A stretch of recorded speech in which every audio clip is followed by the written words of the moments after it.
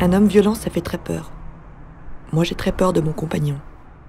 Il me frappe souvent, il me suit, il me menace, il me harcèle. Alors j'ai appelé le 3919, qui est le numéro gratuit. Et ça m'a décidé à aller voir une association qui aide les femmes dans cette situation.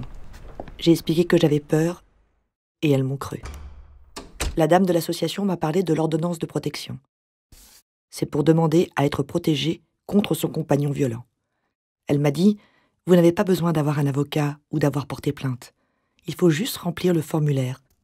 Ça s'appelle une requête ordonnance de protection. Il y a 3 pages à remplir. Sur la première page, il faut noter l'identité des personnes concernées. Moi, mon mari, mes enfants. D'ailleurs, ce n'est pas obligatoire d'être marié pour demander l'ordonnance de protection. La deuxième page, c'est pour décrire ce qu'il m'a fait et pourquoi je me sens en danger. Car il faut justifier pourquoi on demande à l'État une protection. À l'association, elles m'ont dit d'ajouter le témoignage d'une collègue à qui je m'étais confiée. Elle a écrit une lettre qui disait qu'il m'avait déjà envoyée à l'hôpital et qu'elle savait que j'avais peur. Sur la 3e page, j'ai demandé que mon mari n'ait pas le droit de venir à mon domicile et qu'il ne connaisse pas ma nouvelle adresse. J'ai demandé qu'il n'ait pas le droit d'avoir une arme, qu'il ne voit pas les enfants chez lui, mais dans un point rencontre. J'ai déposé le formulaire au tribunal de grande instance, au service des affaires familiales. La juge aux affaires familiales m'a reçu directement pour évaluer la situation. Elle nous a convoqués dans les 15 jours, mon mari et moi.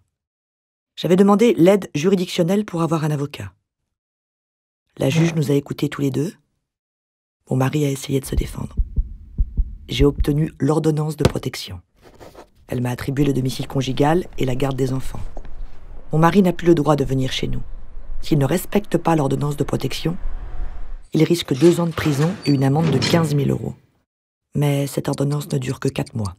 C'est seulement si on est marié et qu'on demande le divorce que les 4 mois peuvent être prolongés. Il faut donc en profiter pour s'organiser.